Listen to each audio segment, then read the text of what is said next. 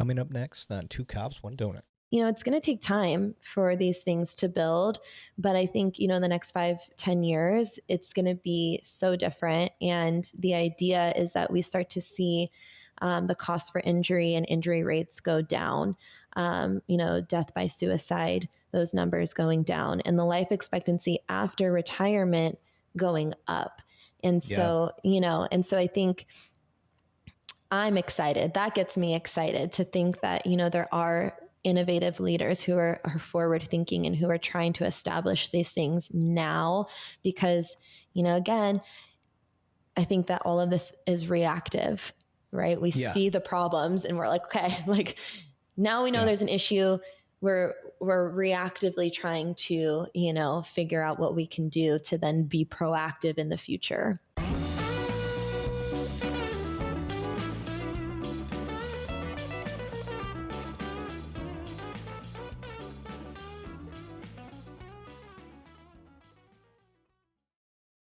All right, welcome back to Cops One Donut. I am your host, Eric Levine, and today I have with me Paige Arnone. How you doing, ma'am?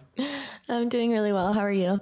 I'm doing great. I was asking how to pronounce her name, and I wanted to make sure I said it right, and she's like, just say it with like an Italian flavor to it, and I have Italian in my family, so of course I had to bust out with the Arnone. You did a really good job. That's exactly right. It's a DiGiorno, I got to get the hand movements. So today's episode, guys, we're going to be talking about fitness for first responders, stuff like that. More specifically, Paige's expertise, which is yoga. I have tried the yoga before, actually through my own department, and found it painfully frustrating because I was not the most flexible cat in the building, that's for sure. But how you doing today, ma'am? I'm doing really good. It is bright and early here, so I'm in the Phoenix area. Okay. So yeah, just getting up and going. Had my cup of coffee. I'm ready to go. I'm with you. I got my coffee right here. I'm drinking a little Black Rifle hazelnut today. I always like to mention what I'm drinking just in case like some Black Rifle dude's like, oh, hey, maybe we should sponsor that sponsorship. Podcast. That's right. All right. So before we deep dive into your expertise, I like people to get to know my guests first and try to figure out why they should listen to you. You know what I mean? And the best way to do that is just get a little bit of your background. So where are you from?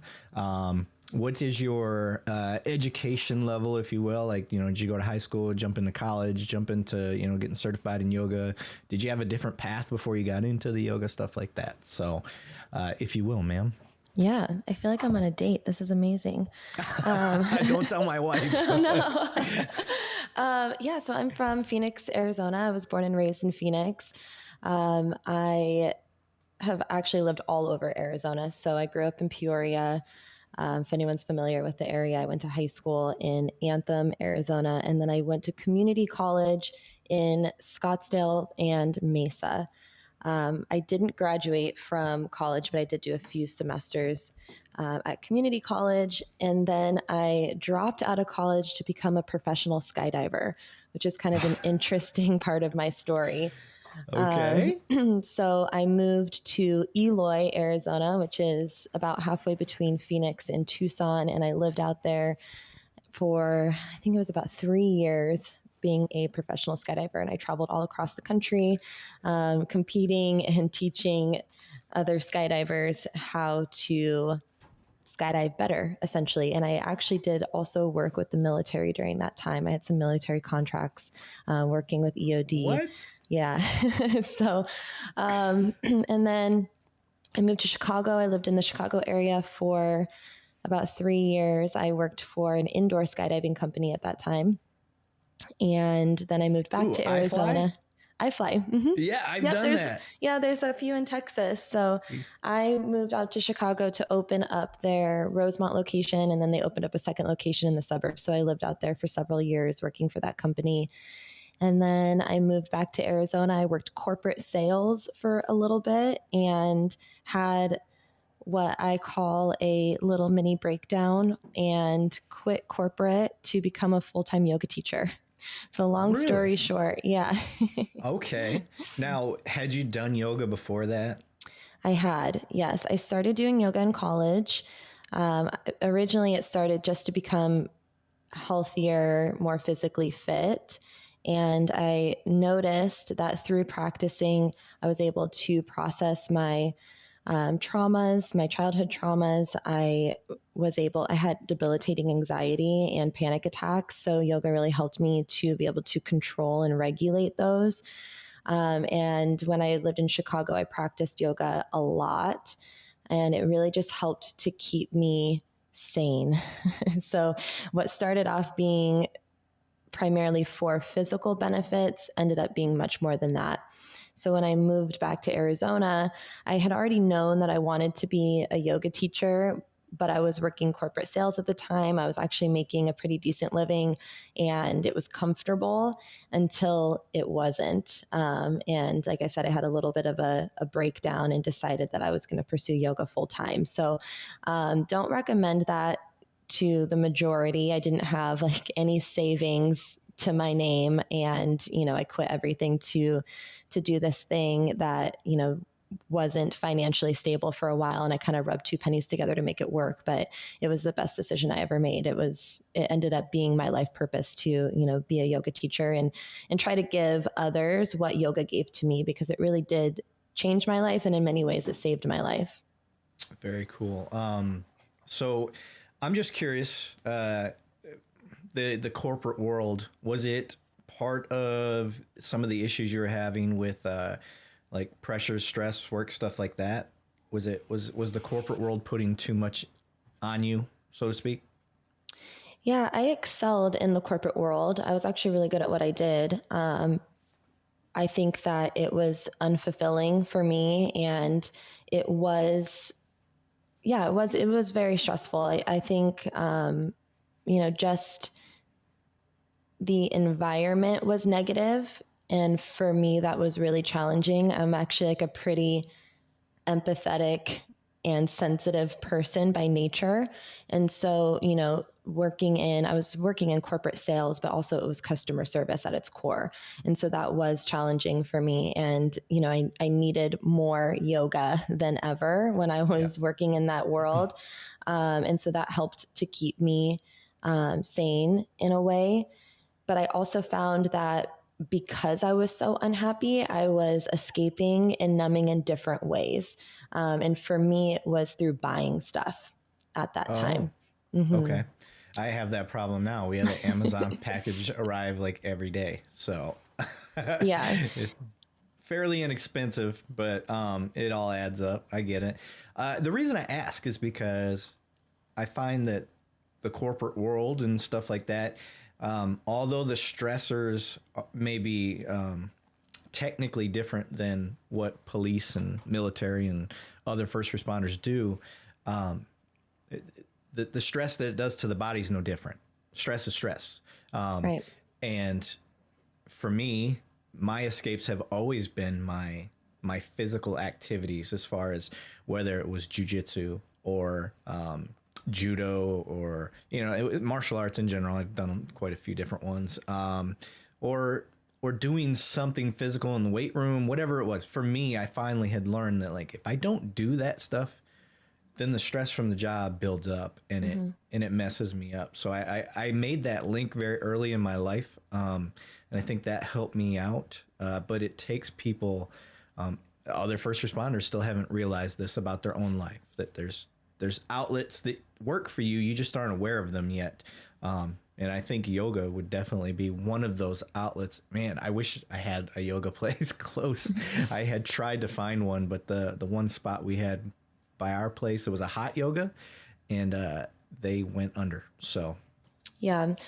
I think that, and I'm guilty of this too. And, looking back at my trajectory and, how I got into yoga, I was the same. And I think that we don't usually by nature do things that are proactive.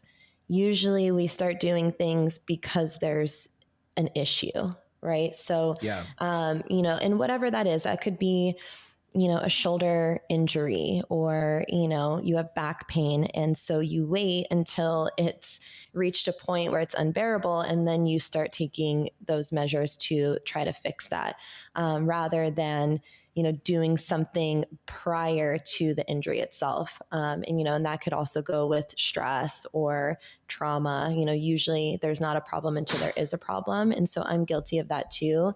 So, I'm kind of in this realm of really trying to show others, but also for myself to take proactive measures instead of being reactive to things.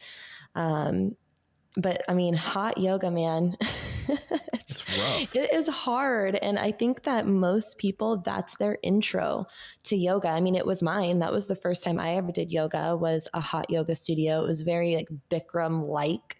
It was called something else, but it's very similar, hot set sequence, very hard poses. And you're just trying to survive at this point. Like, you're in there and you're like, I am literally just trying not to die. And I think that for me, and also for first responders, I think we have a lot of like type A personalities. And so I think it lends itself really well because it is challenging, and it doesn't have that sense of like feminine or woo woo. Like, you walk in and they're like yelling at you, and so I think that that's why a lot of people kind of gravitate towards that. And I also know that a lot of firefighters use that because they're like, it simulates what we go through, like trying to breathe and survive in these, really, really hot environments. So I understand it, but I also think that sometimes those things can be deterrents because they are so challenging. And if you're new and you're not flexible and you have someone just like yelling at you and telling you to do these things, you're like, no one likes to feel like they suck at something, And so I think also, having an approach that's a little bit more accessible is really nice too. But I totally get, why most people kind of start there, because that was my beginning as well. So at becoming a yoga instructor, I got two things on my brain that I'm Sure. gonna go down this path. So what is the process like? So people out there are gonna, if I said I'm a black belt in karate or whatever, I could be getting that black belt from, a McDojo, as we like to call them. So I'm just curious, what is the accreditation, basically? Yeah. So there is an organization called Yoga Alliance. It's kind of the governing body for yoga. So they're the ones that set the standard when it comes to certifications. Basically, the bare minimum certification that you need to be recognized as a yoga teacher is a 200-hour training. So you go through 200 hours of training that should have a variety of different styles. So, depending on the school you go to, a lot of different schools will have a focus on a different style of yoga. My training was an Ashtanga Vinyasa, which I know that those words don't mean anything to you or anyone who's listening, but it's a moving meditation. It's a very traditional practice. It's a strong practice. But then we also were trained in other more gentle practices like deep stretching, which is called yin yoga, breathing exercises, meditations. So it should be a really well-rounded course or training that you go through, and the trainings are everywhere. You could throw a rock and hit a teacher training somewhere. My personal teacher training was done in Scottsdale, Arizona, from a studio called Modern Yoga. The teacher is John Salisbury, and he's really world-renowned. He's been practicing and teaching yoga for over 25 years. His stepdad was a really well-renowned yoga teacher as well. So he's kind of second generation. But the bare minimum is 200 hours. So I did that. And then afterwards, there's an extended certification that you can do to receive your 500-hour training. So you do your first 200, then you would do a second training that's 300 hours. So I did both of those to gain my 500-hour certification. And then Yoga Alliance has standards on what you can do from there. And so there's an experienced designation. And for the 500 hour, I believe it's over 1,000 hours of teaching and over 4 years of actually teaching that you can receive an experience designation. And so that is what I currently carry as an ERYT 500 certification, which means that I've been teaching for over 4 years. I have over 1,000 hours of teaching, and I've done over 500 hours of training. Okay. And you've been practicing yoga since what year? 2010. Okay. So that's a wealth of experience, and I'm gonna keep doing this correlation. So I'm sorry. I don't want to say that year. That actually kind of like made me cringe a little bit. I'm like, that's been so long. What is that? 13 years? That's crazy. But I'm aging myself. that sells your level of expertise, though. So sure. I'm gonna make this correlation a lot probably in this episode, but it goes along the lines with jiu-jitsu. And you go to the class, you start learning, and it's very intimidating, especially for us alpha types, because you go in and you realize you're a fish out of water. And it doesn't matter if you're the biggest fish on the block, you can lose to a little fish that knows what they're doing. And I found, even in I've done jiu-jitsu since 2006. I found that even when you hit that blue belt level, that first year, maybe some people it takes 2 years, just depends on how much you go. But you think you really got a grasp on things. You're like, I know this shit. Like I'm getting this down. Every new move that's shown now, I see it and I'm like, all right, cool, I can get this. But when it comes to teaching, I find that you revisit your path all over again.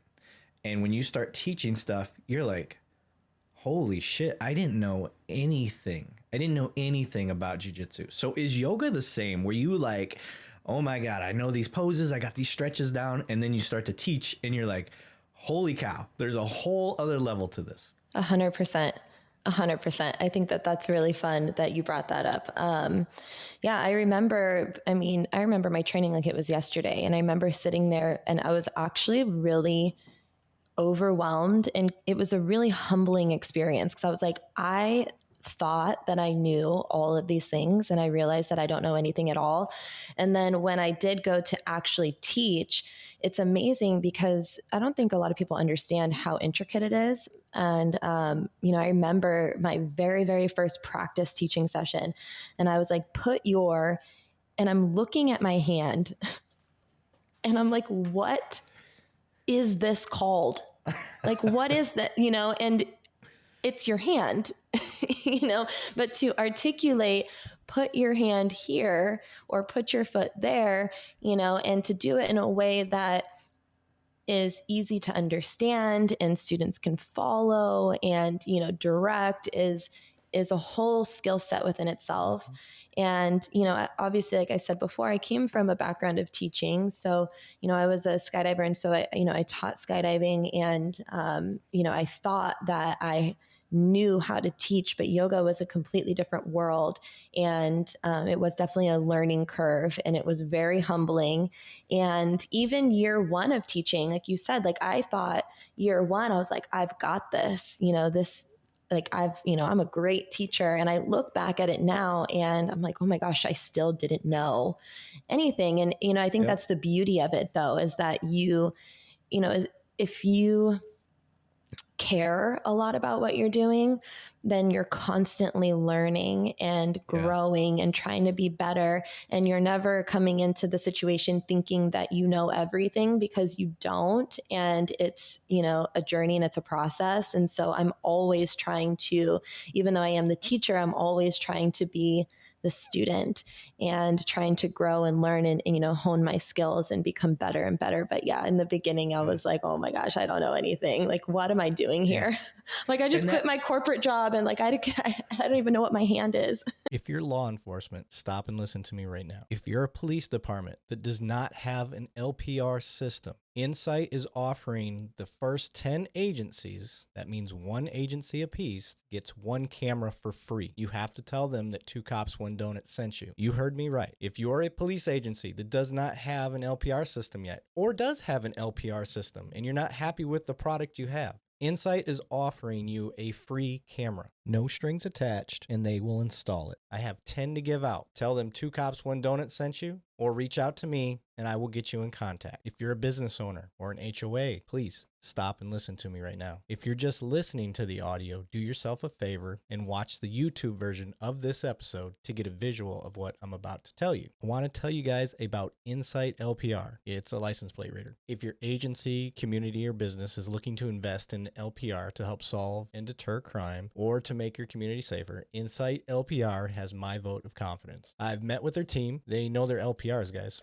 They're the real deal. They bring over 75 years of collective experience to building LPR cameras and the software that supports communities across the country. The other thing I really like about this team is how much they listen to law enforcement. They understand the importance of working together with law enforcement and getting their input as they build and innovate products and their service to match the needs of law enforcement. In other words, when I complain or have suggestions to make their damn camera better, they actually do it. The Insight LPR team is extremely passionate and takes pride in their product development, which makes their cameras some of the most durable cameras in the market. For the gear nerds out there, what that means is this stuff's made of military grade aluminum and is nitrogen purged, whatever that means. This design makes the cameras rugged and able to withstand harsh weather elements. Here's the big selling point for me. Their nighttime scan accuracy is higher than most of the leading competitors. In my opinion, this is what sets them apart. As we know, the majority of crimes occur at night, so it's critical to have high scan accuracy at night. Insight's cameras check the box with the nighttime plate read accuracy greater than 96%. 96%, guys. That's pretty freaking high. If your community is looking to invest in LPR technology, reach out to one of their experts today, or reach out to me. Tell them Two Cops, One Donut sent you. And that's kind of the, for me, because I'm a constant student. I love the learning process of things, and that's the addicting part to me. And I found this in my own career. When I stop learning, when I feel like I've got it mastered, that's where I start to hit my wall for that particular job. Now, what I mean for those listening is, like, in the police career field, there's so many different things you can do, right? Well, I've been a detective the last 4 years. I'm not saying I'm a master detective, but I've gotten to a point now where everything's automatic. I'm not learning like I used to. Now, there are certain cases that you'll hit and you're like, holy shit, I didn't know this. This is something new I can do. And that's fun for me. But once I hit that wall, I'm ready for something new. I'm constantly ready for something new. And then, like, with teaching, so I was an academy instructor for 3 years. Mm-hmm. I'd been doing jiu-jitsu for a long time. So I was kind of like the control tactics guy. I teach people how to, fight, basically. And day one with the most simplest of move, as funny you mentioned, and it's all the other instructors that I work with, if they see this, they're going to laugh because they know exactly what I'm talking about. Day one with my class, I'm the lead instructor for this class, 60 people standing in front of me, all, on the mat room. And I'm like, all right, we're going to teach you how to fight. We're going to do all this. This is the progression you're going to make throughout the academy. So the first thing we're going to go over is shuffle step. And shuffle step is literally just shifting forward, like taking a quick short step forward. But I had never thought of how to articulate it. I could show you what it is, easy. And that's usually how I start out my demonstrations. It's like a little 3-part process. Shuffle step. We're going to go over shuffle step today. What is it? And I'll show them. This is what it looks like. 3 different angles. Bam. Knock it out. And I'm like, all right, what is it? And I'm just sitting there. And I'm like, and we always have a backup instructor. It's kind of like, that's done it. And, so it's me day one. And I'm like, to explain shuffle step is, and I'm gonna pass it over to George. She's been looking at it, and he did what he's supposed to do. He didn't make me look dumb. He took it over. He was ready for it.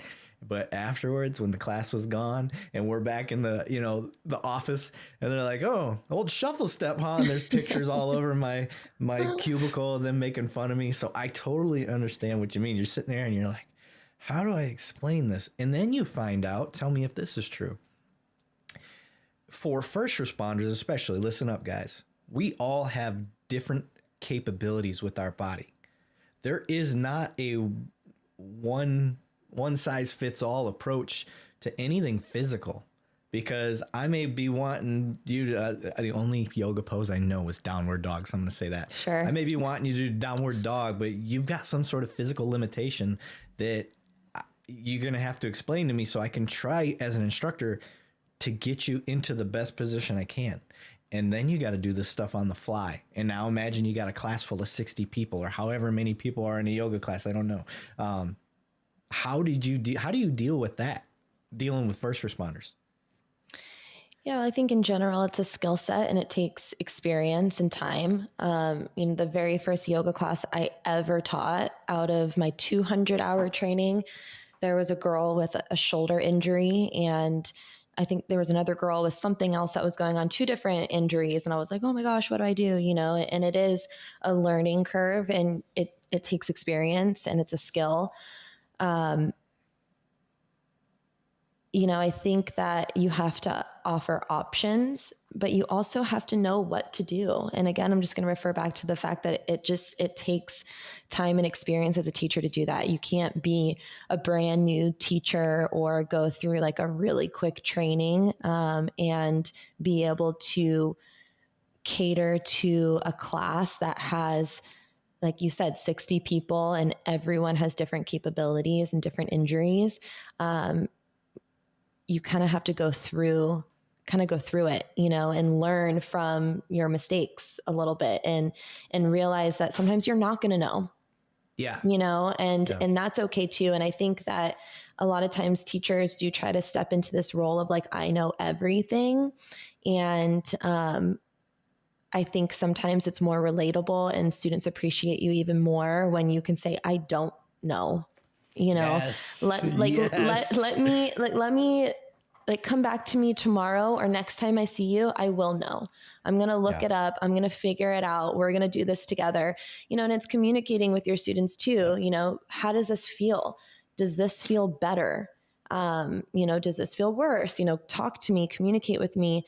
And it's a relationship that you're building with your students rather than like I don't want to say a dictatorship, but kind of, where you're standing in the front and you're like, do this, and this is the only way to do it. It's communicating, it's learning from the things that you don't know. It took me time. I mean, I've been doing this for a long time. It took me time. In the very beginning, I didn't know, it was everything I taught was very general. This is down dog. And I'll refer back to down dog because I think that is the pose that most people know. But this is down dog. Just do this. This is the shape. But then over time, you realize that, if someone has a shoulder injury or really tight shoulders, it's going to look different. If you have really tight hips and hamstrings, then you're going to need to bend your knees and widen your stance a little bit. It's going to look different, And so also, I think a lot of new teachers try to stick to a formula where it's like, no, this is what the pose is supposed to look like. And the more experience you get and the more bodies you are able to work with, the more you realize that that's kind of just like a general blueprint or like maybe best case scenario is what these poses look like, but they don't have to. You're still going to get the same benefits of the pose if you modify. And so I think that, and I know I said this a couple of times, but it's just time, learning from, with first responders, especially. So my background, I started at the academy. So I started teaching the recruits. Wait, what? Oh, police academy. The police academy. Mm-hmm. Oh, okay. I started teaching. I thought you said the yoga place that you got your cert from was called like the academy or something like that. No. That was modern yoga. Yeah. So my introduction to first responders was teaching at Phoenix Regional Police Academy. So I started with the recruits and, admittedly so, like I was teaching yoga for a while, but I didn't have insight into that world at all. I walked in and was like, I know how to teach yoga, but I know how to teach yoga to yogis, right? To people who are going to yoga studios who have a general understanding of what yoga is and what the poses are. And even if you have new students at a yoga studio, typically they can look around and they can see other students who are more advanced and they can kind of recreate the shape. And so, when I stepped foot into the police academy, this was over 5 years ago. We can kind of get into all of that and how that started too, if that's the direction you want to go with this. But I do. Okay, yeah, we can do that later. But when I walked in, a little bit later, I was like, I don't know what to do. No one knows anything. No one knows what downward dog is, and so that for me was actually really exciting. And I think that made me a better teacher, because when you can teach yoga and you can get students to do the things that you are trying to get them to do when they have no idea what it is at all, it's all trial and error, and you kind of see what works and what doesn't, and you do more of the things that work and less of the things that don't. And so, it took me time to kind of get accustomed to their bodies, and, everyone's tight. And they're in the academy and they're running a lot. They're squatting a lot, they're tight, they're beat up, they're tired.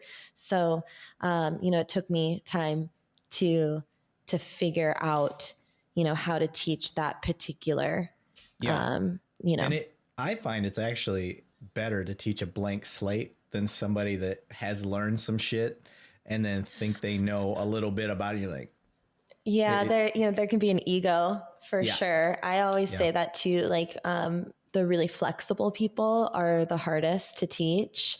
When I was teaching in the studio space, like the, public studio space, there's been plenty of times where I go to help someone and they're like, I got it.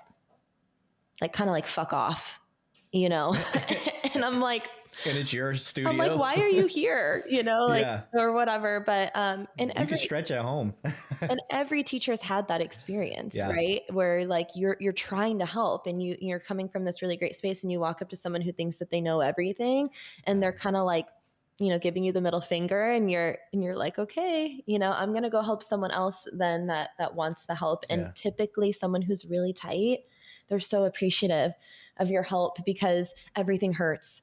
And they're, if you can make it feel a little bit better or easier, or you can explain something where it's like, it's okay to bend your knees. Like, I know your hamstrings are tight, bend your knees, and they're like, oh my gosh, thank you. And so usually the people who are new or tight are usually the ones that are a little bit easier to teach, but also really, really appreciative of your help. Yeah. So I'm hearing you talk, okay? And admittedly, we don't know each other that well. We had a screening call. You wanted to get to know me a little better. So I'm not getting the personality type for a person that wants to be a skydive instructor. How do you go? For one, what got you into wanting to be a damn skydive instructor, which sounds like chaos in the skies to me, to being like a very peaceful, relaxed yoga instructor? Yeah, I feel like I've lived many different lives. I don't know if anyone can relate to that, but I'm like, there's been so many chapters and it does feel really far removed. I say that was my past life because this was, really kind of straight out of, I think a year of college and then, straight to skydiving. So I've actually thought about this before and I was in such a different place at the time. I think that I was really lost and I was looking for something and, skydiving gave you that dopamine and that adrenaline. And I think that in a way, a lot of it was me escaping or like trying to feel something good because I was going through like a really interesting and challenging time in my life. But I got into skydiving because I was dating this guy at the time. There we go. He wanted to go skydiving for his birthday. And I did not really want to go skydiving, but he was like, bucket list, I want to go skydiving. And so I had bought him a skydiving, experience, and it was up in northern Arizona. So it was in Cottonwood. And it was a really small skydiving facility, and it was a plane where you could only fit 3 people and then the pilot. And so we couldn't go up together. And so my thought was that he would go first and then I could chicken out and like just get my money back was kind of like the plan the whole time. And I think that maybe the skydiving instructor sensed this. And so he made me go first. Oh, dick So, move.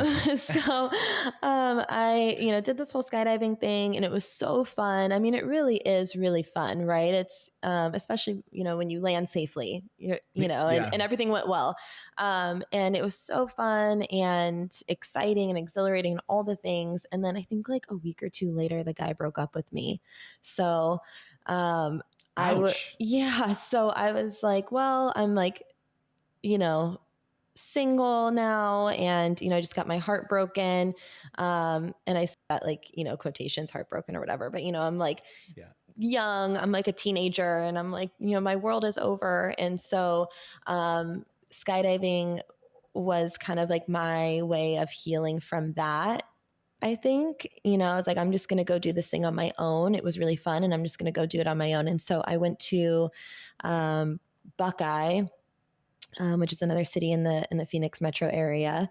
And I started skydiving there for a little while, and it was a really small facility, and they didn't have the experienced skydivers that could jump with me. So then I had to go to Eloy, which is where I ended up, working and living for a while. So I do think I was just in a different place, and I was searching for something that made me feel really good. And I think a lot of people do that in different ways. How can I, and it might've been like a numbing, escaping type of thing for me at the time.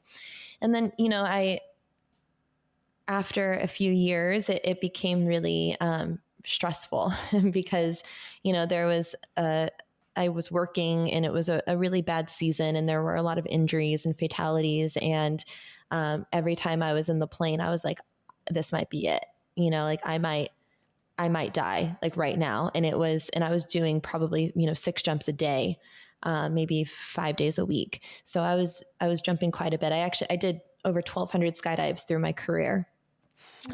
So, when you're, and, I'm sure you can relate to this, when you have that feeling of like, this might be it, like this might be the day, and the stress that puts on you, and the anxiety that puts on you. And so I decided to step away from the traditional skydiving and do the indoor skydiving, which is obviously a little bit safer.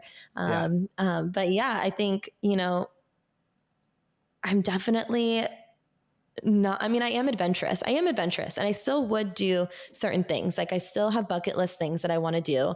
I want to go bungee jumping and all the things. So I do think I'm adventurous, but I definitely think that I'm a different person now than I was then. I was a little bit more angsty and, See, this is why I like doing the get to know you, humanizing part, because what I'm noticing with you from my perspective is you are a person that attacks the challenges that you face. You don't bounce off of it and shy away. Like literally a guy breaks your heart and you're like, not only fuck him, but now I'm going to go do the thing that I bought for your ass as a living and own it. And then you bounce off of that and go into, it's cool because you're kind of bringing it up without bringing it up is accumulative stress, which first responders have to deal with.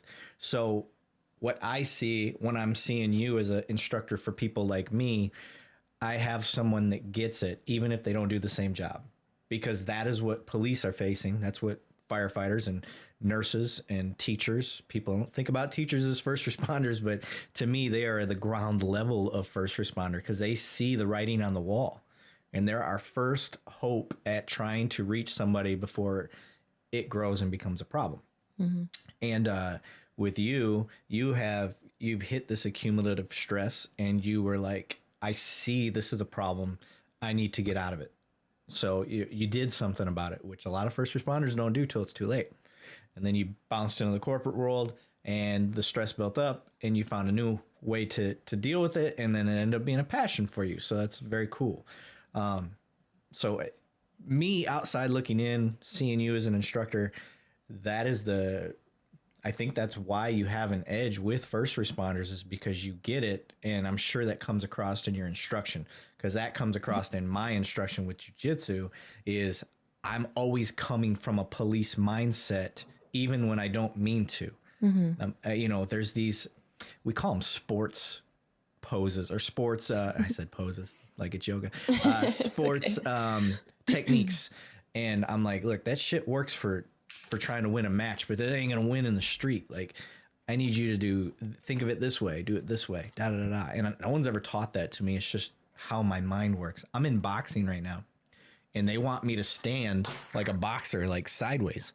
Well, what does that do for a cop? It exposes this, you know, this vulnerable area to any gunfire or a knife. And I'm like, I won't stand like that. I have to stand squared off because that's where my protection is at. And they're like, okay. So my instructors were able to adapt for me, which is really cool. And that's why I like going to them. But I catch them all the time. They're like, Levine, wait, never mind. Keep doing what you're doing. They catch themselves doing it. So it's very cool. This is why I like the humanizing part, because I'm trying to establish there's obviously an appeal to you for this market because it's working for you. And that's what I'm seeing. I think that's the sub writing that you may not necessarily say, but it just comes off of you. I see that. So you understand. That. Yeah, you understand that part. So I want to get into specifically what you're doing for first responders.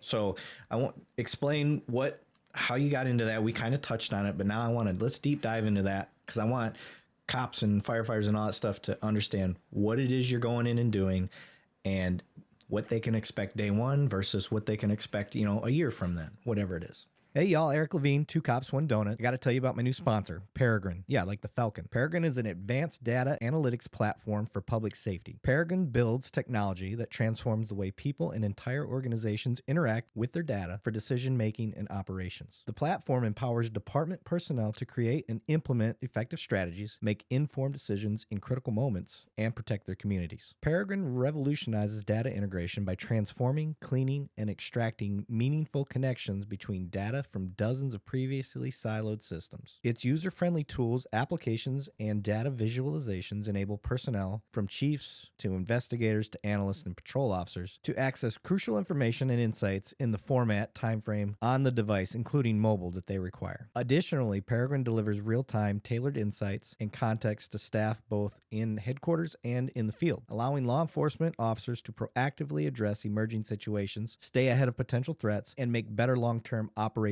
decisions that impact both officers and the communities they serve. Discover more at peregrine.io. That's peregrine.io. And make sure you tell them 2 Cops, 1 Donut sent you. Yeah. So as far as my start goes, I think it's actually kind of a funny story. I don't know if it's funny. I think a lot of people laugh. It's a little funny. Okay. So a lot of times when I have these meetings, everyone's like, who do you know? You know, everyone who's doing yoga, it's usually like someone who is a spouse or, you know, related to someone in the first responder world. And so everyone's like, who do you know? And I'm like, I don't know anyone. I actually really am kind of an outsider coming in. And, you know, I worked, there's a city out here called Gilbert, and I used to live out there, and I was teaching a free event. It was a wellness event for city employees. So I was teaching the yoga portion. There was another gentleman who was teaching a HIIT like circuit training for this event. So the idea was that he was going to start with this really physical, you know, exercise portion of it. And then we were going to cool down and do more of like a recovery stretching yoga session afterwards. And the gentleman who was teaching he ended up being a sergeant at the police academy. So we met through that event. He asked me, you know, would you like to come and teach my recruit class? And I said, yes. And he brought me in and he, you know, showed me around, and he was telling me that he was leaving. He was like, I'm leaving here. So I want to make sure I get you involved. You know, I'll pass your business card around and all the things. And he ended up telling me that he was leaving to become a firefighter, which I guess like doesn't really happen. And so I tell these stories, and, you know, and a lot of people locally know him because it is an interesting story. And he still is now a firefighter, I believe, for the city of Gilbert. And that was kind of my intro. You know, I'm sure you can attest to this, but, you know, 5 years ago, and even now, I think more yoga is becoming more accepted. Yeah. But 5 years ago, yoga was not a thing, for the majority. I know some states are a little bit more advanced. But, when I walked into that environment, it was cops don't do yoga, and, yoga will never be a part of our culture. But if you want to come and volunteer, we're happy to have you, and it was very like, they're very welcoming, very, kind. It wasn't like they were like, fuck you. Like they were like, but they're just the reality of it. It's just not the environment. It's not the culture. And I was like, okay, I'll take you up on that.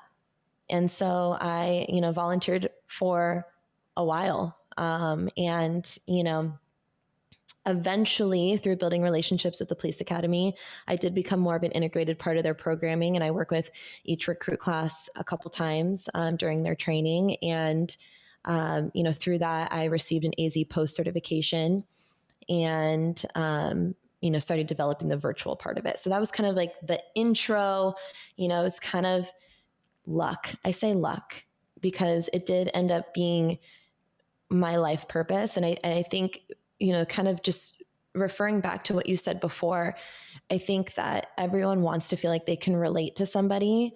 And I think that my background, my trauma and all the things that I had gone through were things that I tried to hide for a really long time. There were things that I thought were shameful or embarrassing, and I thought, shove it down. Don't deal with it. Don't talk about it. Try to give this image of perfection. And I did that for a long time. I'm great. Everything's great. By, all standards, I looked like I was, this perfect yoga teacher. And I think that that's what I tried to be for a really long time. And then when I stepped into this world, I realized that the parts of me and my experiences that I thought were shameful or embarrassing were the things that became relatable and the things that were like celebrated about me a little bit, because it was something that we're like, okay, like we're in this together. Like, I get it. Like, I don't know what you guys go through on a day-to-day basis, and I'll never pretend like I do. What I can say is that yoga helped me, process these things, and it was a tool for me, and it changed my life. And I think it can help you too. And so it became like this thing where it was like, we were all like in it together, and, healing and, taking those proactive measures, and sometimes even reactive measures to, process things and to live healthier, happier lives. And so, it became my life's purpose, but it wasn't something that I was aiming for. And I think that, a lot of times people, especially yoga teachers, they try to, find their niche and be really unique, and they kind of target a certain audience. And for me, it happened organically. And, I'm forever grateful for, that one person who really did cheerlead me. And he, advocated for me 5 years ago when it wasn't a thing. And so, now what I'm doing has all been based off of that organic, relationship building. Yeah. It's, that's really the key to getting in the door. I found with a lot of first responder places is you got to have a champion for your cause. And until you get that, it doesn't matter how much advertising, whatever it is you're throwing at us, until you get, I'll say the cop world, until you get another cop vouching for you and making that introduction, it's really hard to get in the door. And so you get thrown into this, and day one, what was your initial goal for the recruits versus the way you structure teaching first responders now? Because what I want people to kind of start understanding is, okay, if I do want to entertain this idea of having yoga come here to first responders, what can I expect? Yeah. So, I mean, kind of what we talked about before, my goal in the beginning of me teaching for first responders or for the recruits is so different than now. I think that it's really imperative to introduce tools at an academy level, just going back to what we talked about before, those proactive measures, how can we give them the tools for longevity? So that's the goal now. Excuse me.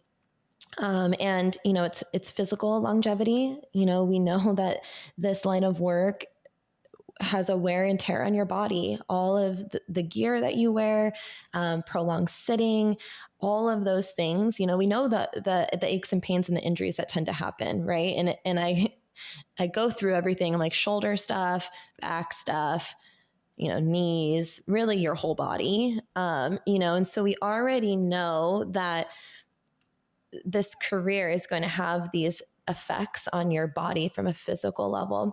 And so how can we be proactive in introducing movement patterns that help to create more mobility and, longevity in the body, but then also the tools for mental and emotional longevity. So breathing exercises, mental resilience. And so when I teach recruits, it's very much from that perspective.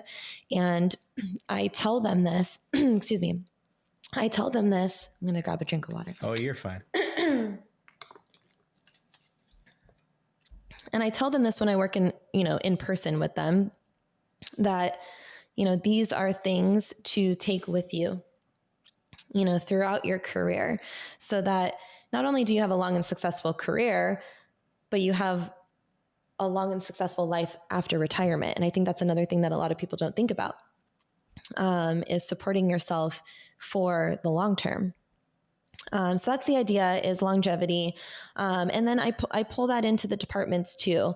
The departments are a little bit different because, everyone's already in it. And so for the most part, everyone already has these injuries and these aches and pains. And so how can we help to alleviate those things? So it's a little bit more of a reactive measure. Excuse me. Whereas, the recruits I'm trying to encourage more of a proactiveness. But mostly what I do right now, so I do, locally, I do a lot of in-person stuff, but mostly what I do is virtual. Okay. So it lends itself to the entire department. And although I do think in-person instruction is valuable, and I love teaching in person for the agencies that are here locally, it's challenging to teach in-person classes because of the nature of your job. So, we have shift work. And when you teach in person outside of the academy, so the academy, that they have to be there, right? There's no option. Like, they're there. And so you have their attention, and you walk in and you teach a class and everyone's there. And so, I think that when you start to expand and you start to consider the departments, because it's shift work, in-person classes really only lend themselves to a small percentage of people who are available that day, that time. So my focus has been primarily virtual, so that we can really attract and, give resources to the entire department. Okay. So let's explore that a little bit. So when let's say I'm, Eric Levine, I want to test out this yoga stuff. I see that my department has signed up to get us this virtual yoga course that we can do. One, is this like a pre-recorded thing? And then two, what do I need to already know? What can I expect on that very first day? Yeah. So I work with departments, like you nailed it. So usually the departments are going to sign on, or actually exclusively the departments are going to sign on, and they're going to offer it for all of the employees. My process is super easy. You have your own login, and they are all pre-recorded videos. So you can watch them 24/7, anytime, any place, any device. There's app capabilities. So you can, stream it up onto a TV if you'd like. You don't have to know anything. And that's kind of the beauty of it. This course I made specifically for first responders. So it's not something that I offer to the general public at all. I relate the job to what we're doing. I use my experience and I try to talk to you guys like, hey, you have back stuff, this is why, and this is going to help. And so, it feels like a really catered experience, and it's for all levels, and I teach in a way that I would teach at an academy or at a department. It's not the way that I would traditionally teach at like a yoga studio, because I know my audience. And so, the course itself has a little bit of everything: breathing, meditation, yoga classes, deep stretch classes. So really you can kind of pop in there and decide what you want to do that day. And I really wanted to make sure that everyone in the department felt like they were included and seen, and that there was a variety of options that they could jump into, whether they were, far in their career and they were, older, maybe they don't move as well, or if they're like fresh out of academy and, ready to go, type A, like want to do something really challenging. So, okay. So one of the things that comes to mind is like, if I'm new and I'm starting this out, if you said this is pre-recorded, correct? Mm-hmm. So how would what if I'm having trouble when I need like a correction or something? I'm like, shit, I don't have anybody to, how do people correct issues that they're having? Yeah. So, throughout the course I teach very alignment based and tons of information. So throughout the course, you should feel like you know what to do. But if there's something that doesn't feel good or something where you're like, oh, I just don't get it, I'm always a resource. So throughout the course, there's my personal information where I've had students reach out to me. I'm also adding live stream classes soon. Okay. I don't want to really, that's a little leak. Okay. Little right. First intro like or whatever, but I'm adding live stream classes soon. And the idea of that is to give that personalized instruction where, we're going to do a short yoga class and then at the end Q&A. So I want you to feel like you have access to me. So it'll be every week.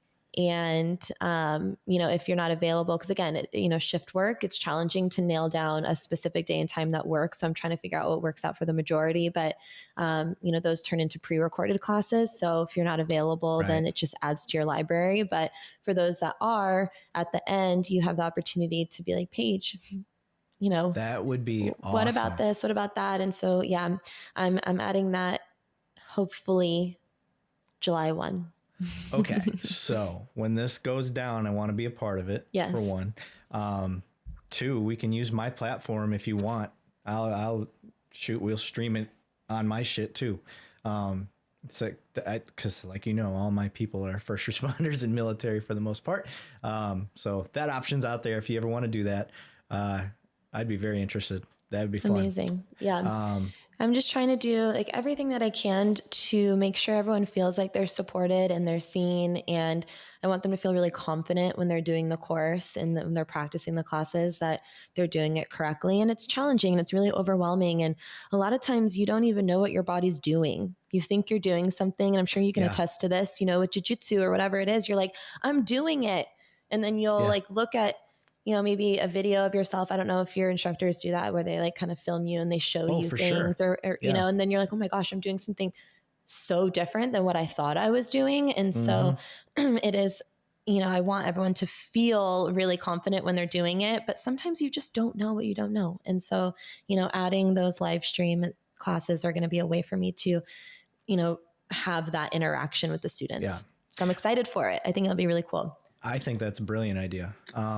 So for me looking into it, some of the things that I know I'm concerned about constantly as being a cop. One, is yoga going to help me get, am I going to get beach body from it? I'm just joking slightly, but is yoga capable of doing that? Two, how long is it going to take before I start seeing any progress?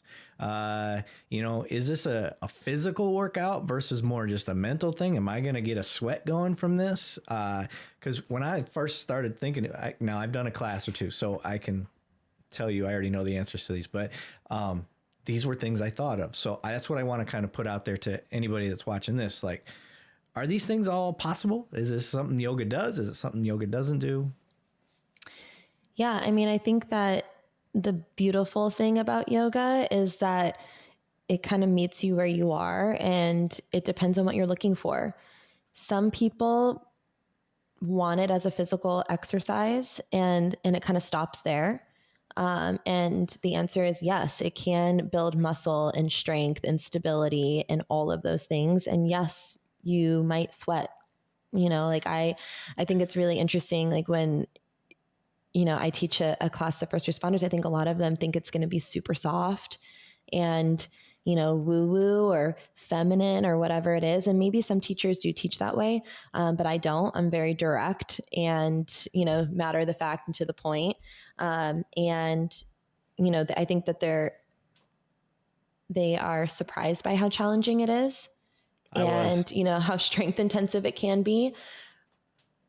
But in the same breath, it doesn't have to be. If that's not what you're looking for, like, I also work out with a physical trainer. I do HIIT classes. I'm not just yoga all the time. And that's something I like to say too, because I think sometimes it's so unrelatable if someone's like, oh, you just do yoga all the time, and like, I get what it's like to feel tight, and to also want to feel strong and to have other, physical exercises. And so I do those things too. And sometimes you just want yoga to be a recovery. Sometimes you just want to stretch. Like you're already doing all of these really physical exercises, and you don't really need anything more than the counter to that, the mobility. And so you can have both. You could have either. You can kind of pick and choose. For some people, they just want to do breathing exercises because they want to reduce their stress and, regulate their nervous system. Some want to do meditation only. And so I think that's the beautiful part of it, is like, you can kind of pick and choose, and it can change day to day. Sometimes there's different phases. There have been times in my life where I'm like, I want a really, really hard yoga class. And then I do that for several months or years. And then there's other times in my life where I'm like, I just want to breathe. I just want to sit down and just decompress, and so you don't have to choose one or the other. It's all there for you all the time. And so with the course, I really try to be mindful of that, of like, how can it all be in one spot? Yeah. When I did my first class, I sweat more than I had sweat doing a HIIT, doing any of that stuff, because I was being that guy. I'm looking next to me and I see this, 120-pound young lady, and she's just cool as a cucumber. And I'm struggling for my life. I'm like, what the hell is going on? I was dying. Mm-hmm. And it was because of the stress I'm putting on my body. And I'm like, well, if she's just sitting in this pose, I shouldn't be this uncomfortable. I should, maybe if I just stay here, eventually my body be like, oh, okay, this is what we're doing, and it'll chill. Well, that ain't the case. That's probably where you get down the line when you've done it for a while. Yeah, I think that, I think that that's where like the mental resilience comes into it. Our bodies are capable of doing a lot of things. And I'm not saying throw yourself into a pose that's unsafe, or push yourself too hard. I'm not saying that at all. But a lot of times the mind is what's weak, and it's the mind that's like, I can't do this. This is really hard. And it's like that panic. And what tends to happen is the breath follows the mind. And so you have like this like panicked breath, and then you have the panicked mind, and then you're like coming out of the pose, and it's like very emotional and very reactive. And so that's kind of a part of the practice. And it doesn't have to be a super hard yoga pose. It could even just be sitting there in meditation, where you're uncomfortable and you're having to acquire the tools to become comfortable and to quiet the mind. And it's through breath regulation that we do that. And then you find that you can do a lot of things that maybe your mind was like, I can't do that. Right. Yeah. And that applies to your life. Right. So that applies to the job. it applies to the job. And so, you know, if we can learn to do that while sitting, then we can learn to do that in other aspects of our life or our career. And so it applies. And you start to notice, and, you know, to answer the second part of your question that you asked previously, I can't give a timeline on like when these things are going to happen, right? Because everyone's so different. It depends on how often you practice. It depends on what you're practicing. And so I can't say you will have a six pack or you will have, you know, mental resilience within a week. You know, it's a process. But what tends to happen is you start to notice little things. For me, because I had panic attacks and anxiety and, you know, a lot of like deep seated issues that I was trying to process, I started to notice it in very subtle ways at first, but they had such a big impact on my life. And, you know, one of those was social anxiety. I couldn't go to crowded places. I couldn't go to like the mall and wait in line or the grocery store. There have been many times where like I've had a full like, you know, breakdown and left my cart somewhere and like ran out of the store. And so through the yoga practice and that breath control and, you know, quieting the mind and, you know, regulating the nervous system, I noticed little subtle things where I'm like, oh, waiting in this line at the grocery store is tolerable now. I don't feel like I have to panic and run away, or sitting in traffic, you know, where you're like, I'm not stressed about this at all. You know, it's subtle things, or the ways that you handle confrontation or, you know, things in a relationship that may have triggered you before and you may have had like a big reaction to it. Now you can pause. And I talk about this a lot because this is, I think, the biggest gift that yoga gave me was the power of the pause. You know, having the ability to choose how you act and react to situations. And a lot of times we're so emotionally driven. And I was super nasty, super reactive. You know, the moment that something I thought like someone was saying something negative to me, I automatically had a response to it. And it usually was something I regretted later because it was pretty nasty and like, you know, not the best. You know, usually when we respond out of emotion like that, it's usually not the best, you know, and we have to then like eat our words or like try to dig ourselves out of this hole. And you're like, dang it, you know, I wish I would have just taken a breath and paused. And so, you know, I think that when you start to practice, a lot of times you start with the physical, right? Because it's tangible. And that's how I like to approach the practice, especially with first responders, is let's get your body feeling better, whatever that means. You know, if you're wanting to build more strength or more flexibility, more mobility, which is usually what it is usually more mobility. Let's start there. Let's get your shoulder feeling better. You know, let's get your low back feeling better. And then all the other things kind of fall into place eventually. Yeah. And it's based on the individual and how receptive you are to it too. So I can't really give a timeline, but I will say that you'll start to notice like subtle things where you're like, wow, like this is amazing. And this has like such a big impact on not just like my job or my career, but also my personal life and my relationships. Yeah. Is it capable of, and this is the one thing I don't know, like, do people lose weight while they're doing this? Yeah, absolutely. They can. Yeah. I think that it really triggers a healthier lifestyle or promotes a healthier lifestyle. And, you know, I think that could be said for a lot of different physical exercises, but you know, when in yoga, you're detoxifying the body in a lot of different ways. And you want to eat better. Like you want to, you know, drink more water and hydrate. And so I do think it promotes a healthier lifestyle. And so there have been, I've seen it firsthand, plenty of students who have lost weight from it. But I think there are other elements that go into it that are triggered through the practice. Right. Yeah.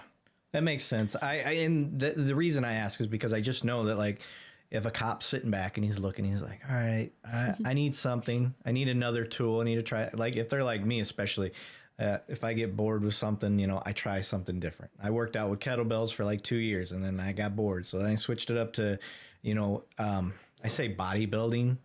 Their exercises or their workouts is what I was doing. I was no intentions of being a bodybuilder. But I get, like I said, I need a different challenge. I want to try something different. So if I'm going to look at yoga, one of the first things that I may be interested in, because I know a lot of cops want to control their weight, is can yoga do that? So obviously, one of the most important tools that I'm hearing from you is just the ability to regulate emotion in a way, which is important for cops, dealing with the public and stuff like that. Like you said, the power of the pause. And if yoga can be a part of that, then it's definitely worth trying out, exploring, just to give you another tool for your tool belt, which is common saying with cops. But just to give you something else to look forward to, with flexibility. Mm-hmm. That is it. That's exactly why I want to do yoga. I have a hard time touching my toes, and I've always had tight hamstrings. I think I've been doing the wrong things to try to fix that, because it's never worked for me. Never been able to get flexible hamstrings. So, are you bending your knees? Sometimes no. Most of the time, no, because I'm like, I should be able to do this. And bend your knees. I'll hang there with my knees locked out. Yeah. Well, and how does that, like, where do you feel that? Your back? Probably. So what tends to happen, and I'll give this little, this little giveaway, because like I say this all the time, but any forward folding, bend your knees. And I know it's an ego thing, because you're exactly what you said. You're like, I should be able to touch my toes. Like my legs should be straight. Bend your knees. The reason why is because what tends to happen when you do a forward fold and you're tight in your legs and your legs are straight, you tend to round in your back a lot. And this could be a seated forward fold. This could be standing forward fold. The back starts to round, and then you feel most of it in your back, like your low back. When you bend your knees, you start to feel it in your legs. And that's what we're aiming for. And so your mobility is never going to improve if you're not properly doing the poses, right? And so that takes, an experienced and knowledgeable teacher to be able to tell you these things, be like, bend your knees. And I know it's hard, and you don't want to, but bend your knees, and then you'll see, and bend them a lot. Yeah. Like, it doesn't matter. You want to feel it in your legs. You want to feel it in your hamstrings. And then eventually we can start to straighten the legs. Maybe. And I say maybe, because maybe not. And that's okay too. But we're really trying to lengthen through the spine as much as we can, bending the knees. And that's going to create more sensation and more mobility within the legs and the hips. So, I think that I try to infuse that information, that's just one example, but as much as I can in my teaching, because you don't know what you don't know. Yeah. Right. Okay. So, with that, let's go into how we got into how you got started, but what it's evolved into. So let's go ahead and pop this on the screen. Ooh, fancy. And if you are listening, I have her website, Paige's website, Firstgevity. So let's go into Firstgevity. Talk about why you kicked it off, what it is, why it's here, and what people can expect. Yeah. So I started Firstgevity. As I said before, I was working with the police academy, and in speaking with them, we wanted to create a course that was available and accessible for everyone. And so that wasn't just recruits, that was also professional staff as well. So they could do it anytime, anywhere. And then from there, I started working with the various departments in the Phoenix metro area. And, everything kind of just expanded from there. I started working with several other states, and, building out the course based on feedback that I received from departments. So trying to, like I said before, really encompass the entire department, make it super easy, super accessible. And, the idea is longevity, physical, mental, and emotional longevity. So completely virtual course, super easy onboarding process. And I've, built a lot of relationships with various departments, and everyone, seems to really enjoy that part of it. So Okay. I think it's hard for me to like pitch and promote myself. I'm like, I know it is, especially when it's not your intention. I yeah, get it. yeah. So I got her website pulled up. It's firstgevity.com, and that's spelled FIRSTGEVITY.com. And I'm going to try to play this video. I don't do this that often. Man. Let's just see what happens when we do this. I'm going to actually mute your mic. Okay. So we'll let it play and then I'll unmute it, because a lot of times when I play somebody's stuff, echo occurs. So we'll get this started. Hi, my name here. is Paige Arnone, and I am the founder of FirstGevity. FirstGevity is a virtual yoga course that was developed specifically for first responders. I have been in the yoga world for over 10 years, and for the past 5 years, I've been working directly with first responders. This virtual course was designed to reduce injury, improve mobility, decrease stress and anxiety, and create mental and emotional resilience. I currently work with a number of first responder agencies across the country who are prioritizing health and wellness for their team. I would love the opportunity to build a relationship with you as well.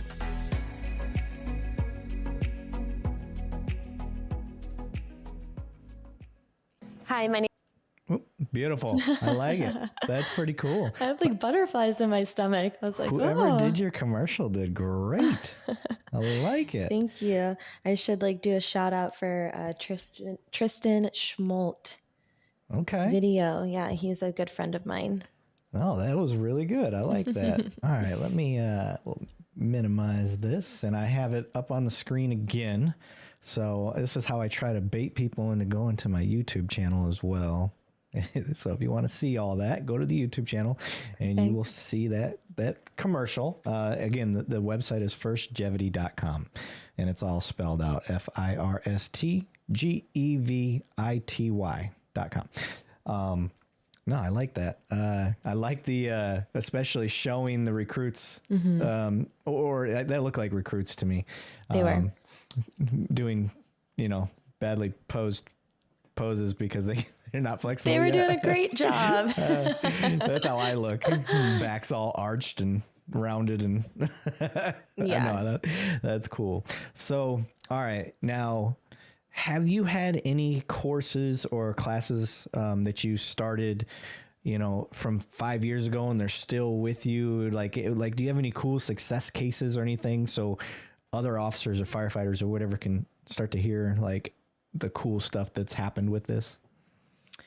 Yeah, I mean, so the first iteration of the course, and I kind of like to tell the story because I think it's kind of, for me, it's really nice to look back. I think with anyone, it's nice to look back at the beginning of your career and just be like, whoa, I've come so far, or I didn't know something, or like we spoke about earlier. But the first iteration of my course was actually called something else. It wasn't called FirstGevity, and it was 10 pre-recorded classes that I was like, here you go. Like, I think this is what you guys are looking for. And, let's just try it out and see. And then, from there, like I said, talking to the departments I work with and asking them, what do you want to see? What do you want more of? And, really catering to them and expanding that course has been really fun.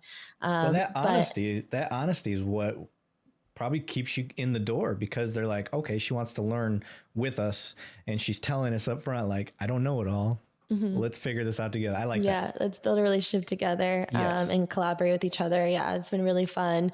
And it gives me more insight because, like I said, I'm not in your world. And so, the more effort that I make to gain that knowledge of what you guys are looking for and, what would be useful is really helpful for me too, to have that collaborative process. But one of the coolest things, and I think this was something I didn't really plan on happening, but I loved that it did. So that first course, the 10 pre-recorded classes, I had a meeting with Phoenix after everything. And I'm sitting in the office and I'm talking to one of the sergeants who's been one of my biggest advocates. He helped me with my AZ post certification. And, we're chit chatting. And, that relationship has always been like really near and dear to me too, talk about his wife and his, his family and his, the things that is going on in his life too, and that's been really rewarding. Everyone I work with, I want them to feel like they know me and I know them, I'm not a big corporation, I'm a single business owner, and I really do care. And I want everyone to feel that. And so, we're chit chatting, and one of the sergeants walks by and he comes in and he's like, "You're Paige." And I was like, "Yeah." And he's like, "I take your yoga classes 3 times a week in the virtual course." He's like, "I love them. They've changed my life." He's like, "And I practice at home with my wife and my daughter." And, she's this really little girl. And he said she rolls out her little yoga mat and she does the best that she possibly can.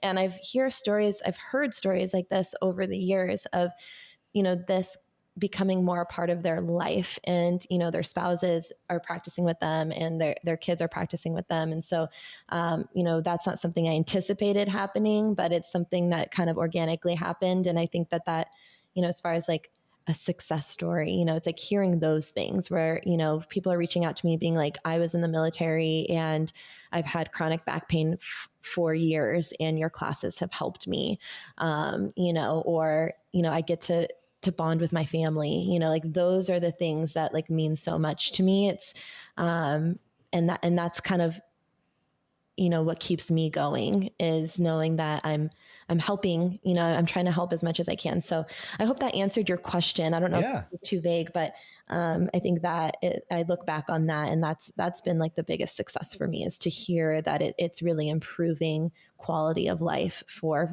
the individuals who do partake in the classes. Yeah. And I can relate to it because it's the same with this podcast. When I first started it, it was kind of a theory, how can I help bridge gaps and educate and do all that stuff? And I didn't really know what I was going to get. And as it kept happening, I would get stories from people. People would send me messages. One of my favorites is my Bruce Anderson episode. He comes on, and the whole point was to talk about how he was involved in a shooting, and what officers can expect when they get in that type of position. Like there's a lot of fallout that people don't know about. Like he almost got divorced because he didn't think anything was wrong with him. He wasn't getting the help he needed. It turned out he had severe PTSD, and there's all these signs and symptoms that he had that he didn't recognize. And he'd always been that guy that was like, "If you need me, call me. I will help you guys." He didn't even see he needed his own advice at the time. So, and he ends up having like an actual like PTSD moment on the show. And by the end, he's telling people, "I'm on medication now. I'm good." Like that's a stigma for cops. We don't like being on medication. We sure shit don't like talking about it. So he gets on and he goes, "It's okay to not be okay. I was in that boat," and da da da da. So long story short, put that episode out, and it was maybe a week or two later, I get an email from Washington, the state, and then one from DC. So I bring that up because it's the two farthest points I can think of almost on the map, unless it's like the tip of Florida. And both of them said that one told me he got on medications because of Bruce's episode. Like it helped him. He's like, "Man, I've just kind of been on the fence." And then to hear him talk about all the things he went through was all the same things I'm going through, and he's in a better place. He's like, "And I'm not, because I haven't got on these meds. So it helped me get on these meds. Thank you." I was like, "All right, that's a cool success story." And then I get across the map. I think it was a lieutenant saying that he had clipped out parts of the episode and showed it in his roll call. And I'm like, holy shit. Like I will attribute that episode for me driving on and keeping this thing going with the drive and determination that I've had. So with you getting somebody coming up to you, one, recognizing you, that's fucking cool. It's always cool. I've had people do that too now. And they're like, "Hey, you got that podcast, right? The Two Cops and a Donut thing." And I'm like, "Yeah, that's me." And they're like, "I love it." And it's cool. It's a cool motivator. But to hear that what you're throwing out there is educating, it's improving the quality of life, and that it's not far-fetched, and you may not think of it this way, but that mobility may have saved an officer's life it may have saved somebody else's lives because they were physically able to do something they weren't before. And because of that new ability, they were able to do the job just that much better. You ever think of it like that?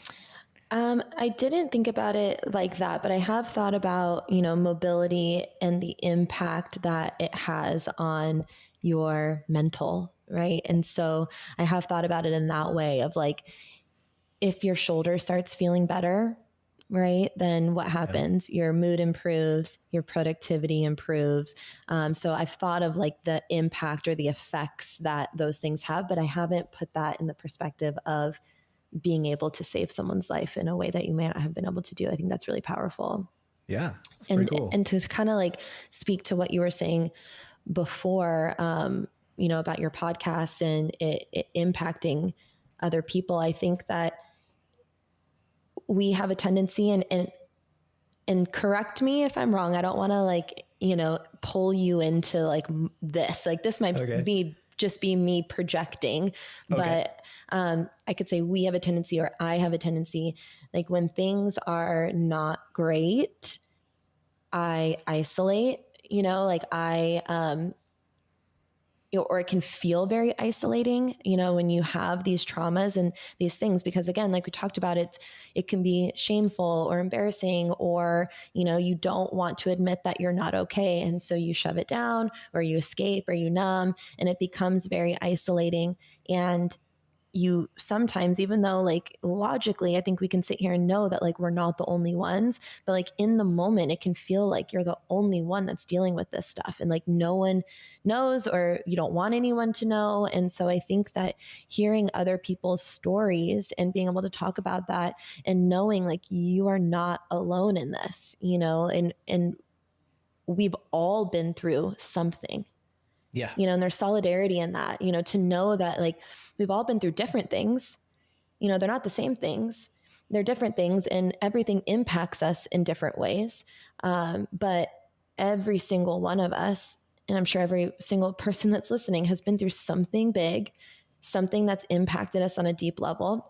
And, we all need the tools to be able to not just process those things, but to learn from them and to grow and to thrive from those things. And so hearing other people who are leaders or even peers, the person sitting next to you, like talking about this makes it acceptable. And then I think it's more likely for people to take those next steps, whether that's medication or yoga or jiu-jitsu or whatever it is, to start to be able to thrive, Yeah.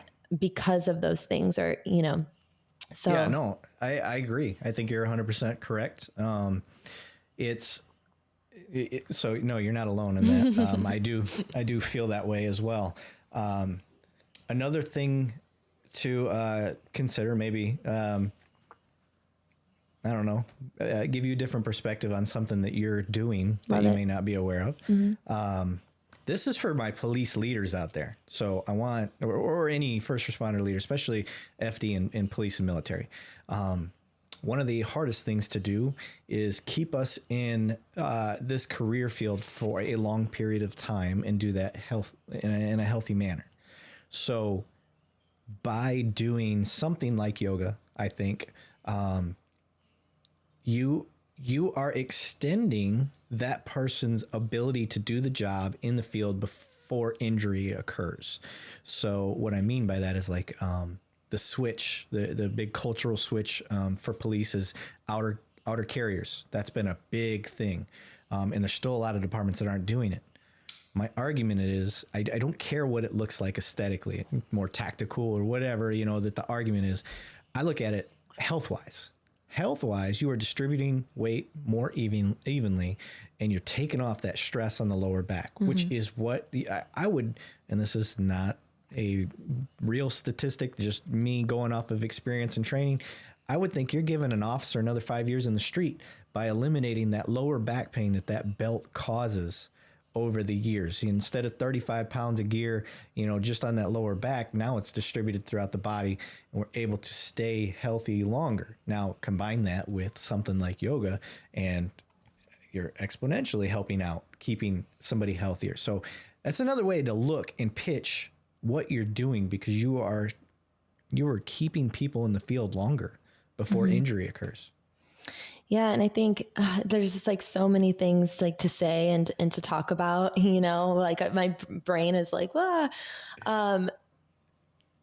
you know, I think that we're in this really, really amazing time right now because we have this current generation, right, that never had health resources or health and wellness resources in the way that it's being pushed now. Right. Yeah. And there wasn't a focus on these things, right? It's like, this just the way it is, you know, rub dirt on it and it's going to be okay, you know, and that has always been kind of the mentality. But you start to see these things, right? You see the impact that the belts have on your body. We start to see the numbers for PTSD and death by suicide. You start to see the life expectancy after retirement. The cost for injury is insane. Almost $1 billion a year from departments nationwide for injury. Wow. And so, you know, we see all of these issues or these challenges and the numbers and all the things. And so I think we're in this really interesting time because you have leaders who are forward thinking and they're innovative, and there's more of a push on health and wellness and a culture change or a culture shift. Right. And so, you know, a lot of the departments I talk to and that I work with, that's what they're doing. They're trying to establish something now that is going to impact future generations. And I think that that's so important because, you know, you want the next generation who's coming through to have an easier time, right? Physically, mentally, emotionally, to have the tools and the resources. And those, you know, individuals that are coming in are always going to have those resources, and they're going to prioritize health and wellness for future generations. And so it's hard, it's challenging to build something from the ground up. But I think right now is the time where that's happening. And so it's really exciting. And, you know, obviously my realm is yoga, and that's what I'm passionate about. And that's the impact I'm trying to make. But it's not the full picture. And, you know, I'm not under any illusion that I'm going to cater to everybody. You know, I could have the best program in the entire world. I could be the best yoga teacher in the entire world. And I'm not going to convince everybody to do yoga. And that's okay. The reality is that there are individuals in every department who are going to benefit and be attracted to yoga. And so the idea is that you have many different elements, right? So that you support your entire team. And so maybe that's jiu-jitsu. And I know that's a really popular thing right now that's, you know, going around. So maybe it is jiu-jitsu, and you have yoga, and you have physical therapy and peer support and traditional therapy, EMDR, you know, whatever it is that you're, you know, trying to piece together to create what what's EMDR? I hope I'm saying it right. It's the light therapy that's really popular right now. I never heard of that. Yeah. I mean, there's so many things that are going around right now, you know. Okay. There's like, you know, one of my good friends, Chief Gang, he's in Pinole. You know, he has a Zen den that got a lot of, you know, publicity around it, where it's like a meditation room that, you know, officers can go and just take a 10-minute break. You know, there's so many things that I think everyone is trying to prioritize right now, to create what the full picture of health and wellness looks like, not just for the current generation, but for future generations. And it takes time to build that. It takes resources, obviously, to build that. And, you know, just like any habit, you know, it could be something simple where you're like, I want to floss my teeth every night. Like, how hard is that when you're not used to doing that, to like actually incorporate a new habit? And so, you know, it's going to take time for these things to build. But I think, you know, in the next 5-10 years, it's going to be so different. And the idea is that we start to see the cost for injury and injury rates go down. You know, death by suicide, those numbers going down, and the life expectancy after retirement going up. And so, you know, and so I think I'm excited. That gets me excited to think that, there are innovative leaders who are forward thinking and who are trying to establish these things now because, again, I think that all of this is reactive, right? We Yeah. see the problems and we're like, okay, like now we know there's an issue. We're reactively trying to, figure out what we can do to then be proactive in the future. Yeah, that's one of the things I love about Texas. I think you and I talked about this on the phone, that I didn't expect coming here because I'm an outsider. I'm from Michigan. When I came here, Texas to me was like, they're way behind the times because they're still, oil and gas and all these things that, some of the world is like, y'all need to like get ahead. But when it comes to police and it comes to training, they're like one of the most forward-thinking places I've ever seen. And as an instructor, that's amazing to me. I see, Austin, Dallas, Fort Worth, Houston. I see the training that some of these guys are doing and putting out and pushing the envelope for new things. And I'm just like, man, like I would have never seen this coming in Texas. Mm-hmm. So that's just my own ignorance. And like you said, it's exciting. I love that stuff and it's cool to see. So I write down questions as we go so I don't forget to keep my mind. So I'm going to go back to cops looking at this and firefighters and stuff. Let's say I don't have time to sit down and do a whole class. How long are typical classes? How long do they usually go? Yeah, so that's kind of like the fun part. I have a variety of classes and duration. So, and this was something that was asked of me from a fire department because like I said, my initial course was 10 1-hour classes. And I was like, I think this is, what you guys are looking for. Let's try it out. And, they asked me, they're like, hey, like and I know some departments have the luxury of, doing physical fitness or health and wellness while on shift and some don't. So, I am aware of this, but this particular fire department was like, we have an hour to do health and wellness while we're on shift. So if there's an hour class, we don't have enough time to do the entire class before having to get ready to go back. And so I've adjusted and expanded the course to have different time frames. So, some classes are 20 minutes, some are 30 minutes, some are 45 or an hour. There are tutorials, like breathing tutorials that are 5 minutes, so it varies, but the idea is that there's a little bit of something for everybody because I am aware that there are time constraints. And especially if you're a beginner, a lot of times, I think for us teachers, we love to teach. If I could teach for 2 hours, I'll teach for 2 hours, because I want you to get the full experience. And a lot of times when I teach for the academy, I am slotted for an hour and a half or 2 hours. And that's really nice because you can have this really amazing warm up. You can have this like challenging section in the middle and there's time to really explain stuff. And then at the end, you can kind of stretch and cool down. But for beginners, sometimes 30 minutes is like good. Like instead of dying for an hour, like let's work our way up, and let's just start, and we're busy. Everyone's busy. I get it. Sometimes it's really hard for me to incorporate anything new or, additional into my schedule. It's hard for me sometimes to find time to go take a yoga class. And so I get it. We're all busy. And so I tried to make sure that there were a lot of options when it comes to how long the classes are.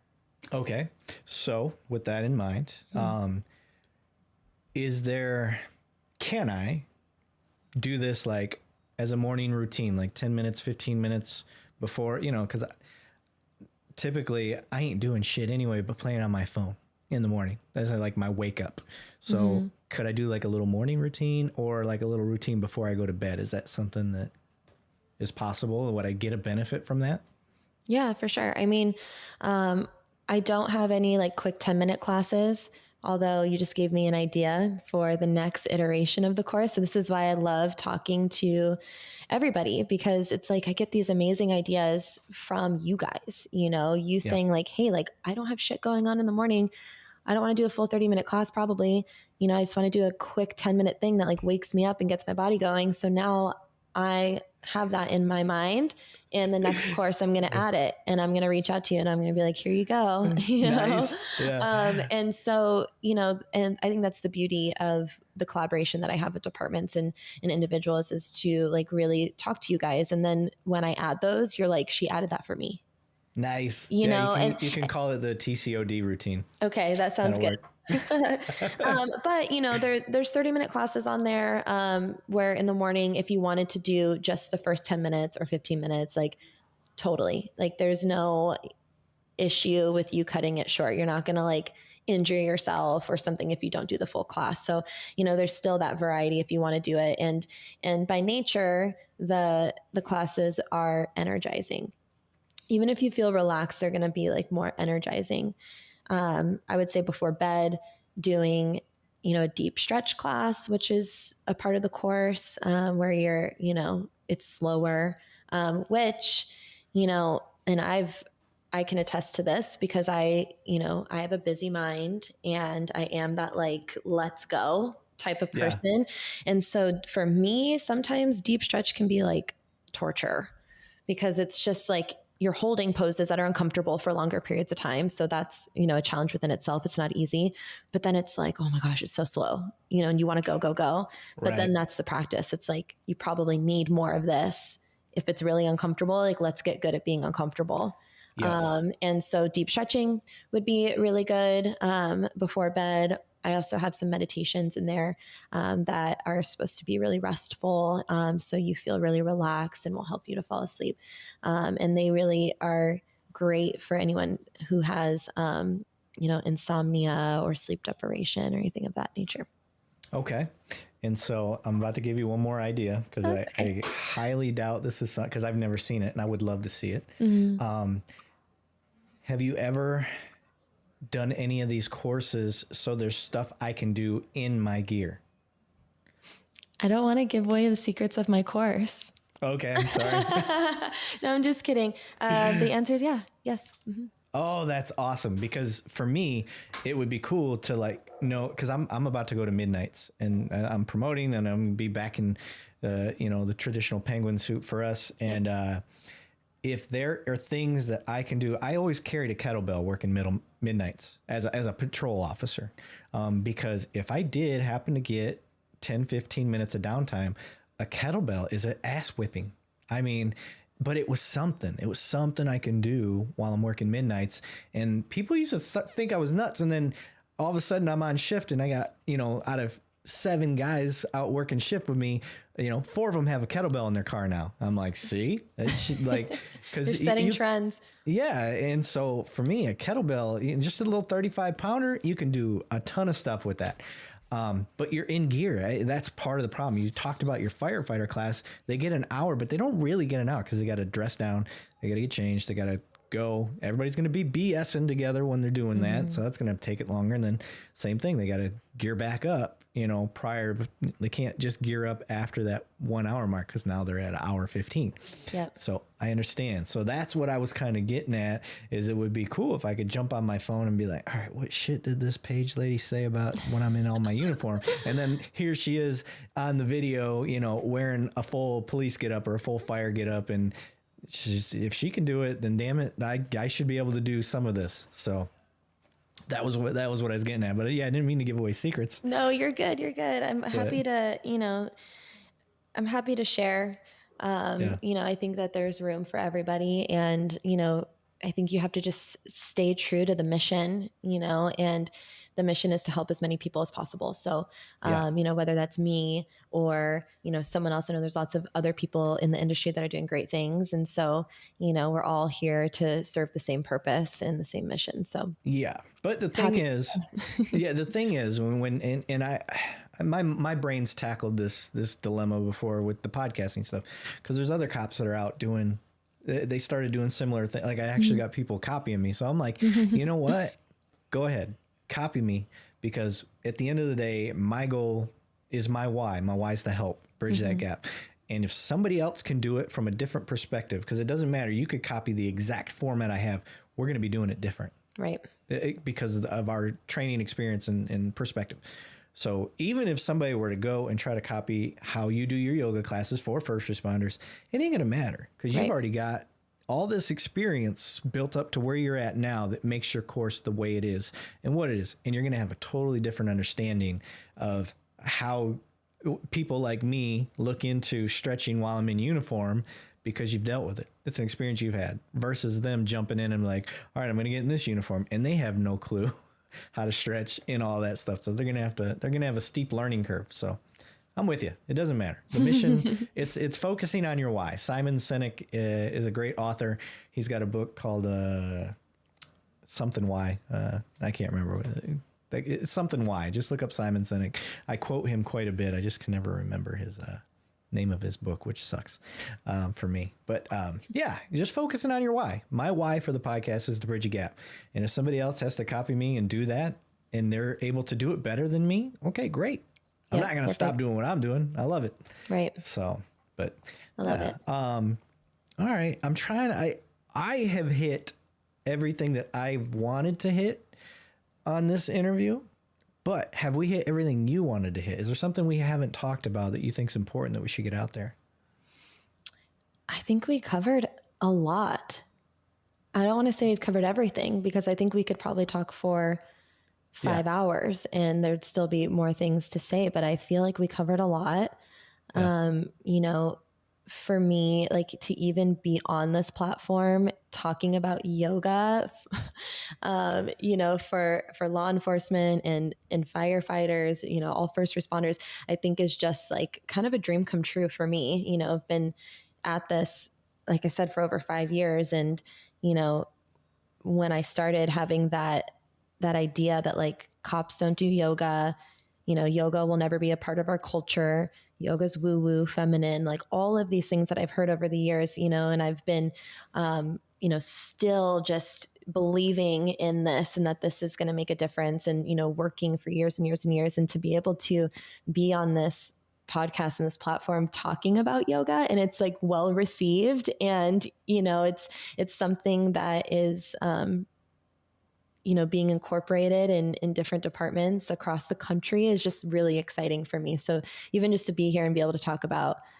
yoga in general, but, you know, obviously about what I'm doing is just, you know, such a life goal for me. So I really appreciate you. But I really do think that we touched on a lot. I think we did a good job. That's what I like about doing the long form podcast is it gives me time to have nice thought out conversation while we're talking. Like this is a normal conversation. So while I'm doing that, as long as I stick to what the topics are, and I don't mind going down rabbit holes, those are fun. But I'm able to me as a first responder trying to figure out how this would benefit me or, you know, what some of the struggles may be and all of that. Like I'm able to do all that if I'm not time restrained. Mm-hmm. So that's why I told you before, I was like, when I do these, I got all day. I cut out a 3-hour block. And if I happen to have to go over that, which I have before, I've had 4-hour podcasts, whiskey's involved a lot of the times with those. But yeah. And, which that reminds me one more thing. I like that you brought up, doing these things helps promote a healthier lifestyle because I do. I like drinking my nightcaps and stuff like that. But when I'm working out and when I'm doing my, you know, my boxing right now, or when I got to get ready for the military. Actually, I got a PT test coming up in July. So I've been running and doing all that. I don't drink those nights. I don't have anything because I'm like, that'll ruin everything I just did for the day, even though that's probably not technically true, but it definitely will slow down the process. So I think, you know, yes, like 100%, like you want to be healthier and all the things, but I really do try to take a modern approach where it's like, we're all human, you know, like drink your glass of wine, you know, if you can do that, like in a safe, healthy way, right? Like, you know, I'm not telling like if you're, you know, if you struggle with addiction to go have a glass of wine. But you know, if you enjoy having a nightcap, you know, that's okay. You know, if you, I think that's the idea with what I'm doing is like, how do you make yoga modern and approachable? And it's not like, let's all become vegan. and drink matcha tea Right. and chant together. Like that is not my gig at all. You know, like let's do these things that we can apply to our lives in a realistic way and feel better and more successful along the way. You know? Just sold every cop right there. Just so you know, every cop's like, all right, I'm in. If I ain't got to go vegan, we're good. Yeah. I'm like, I love a good steak. Like, you know, like let's, you know, so I think that's the cool thing about it is like this, you don't have to like completely change your life. Yeah. You know, I think that it'll improve your life, but you don't have to like make these drastic changes, you know, have your nightcap. Yeah. You've got, I'm telling you, you got the demeanor for it. I can just the way you speak and the way you come across, at least virtually here. Damn, like I know you'd make a great instructor. I've taught teachers, you know, trained the trainer, done all that. And you see people and you're like, damn, dude, you're a little high strung, you know, whatever it is. But when it comes to this, your mindset on it is exactly like I tell people who are going for a black belt. I'm like, it's a marathon. Like it's your journey. It's nobody else's. Take your time. Like what, if you put that stress on yourself, well, you're not getting what you need out of it, because at the end of the day, when you go and play the game, like it's only you. That's the only person that it matters to. Don't compare yourself to the person next to you that can put their leg over their head or whatever crazy shit they can do. You know, and it's the same in jiu-jitsu. Don't compare yourself to the other guy that's the same belt as you and started after you. Like, who gives a shit? Like, Are you happy with where you're at for you? And keep going from there. Because guess what? It doesn't matter if you reach black belt. The journey doesn't end. You stop doing it. It's a perishable skill. You got to keep going. Mm-hmm. Doesn't matter. So that's the way I look at it. Yeah, I love it. So, well, alrighty, ma'am. We'll cut this here. I appreciate you being on. I want you to stick around though once the recording ends, and we'll chit chat about what to expect. But thank you so much for being one of the few guests that's ever like, just call me. I want to get to know you. I want you to get to know me. I like that. And it kind of gives me more of an at ease feeling, but I don't make it mandatory for anybody. So I appreciate that. And I love what you're doing. I can't wait to actually try out the virtual class. I'm going to be on there. I'm going to have my 2 cops, 1 donut shirt on so they can watch me struggle and probably yell at you. I might yell at you. So that's okay. I don't know if you'll be able to hear me. I'm used to it. But thank you very much. Yeah, thank you so much. I appreciate you. All right. Take it easy. Bye.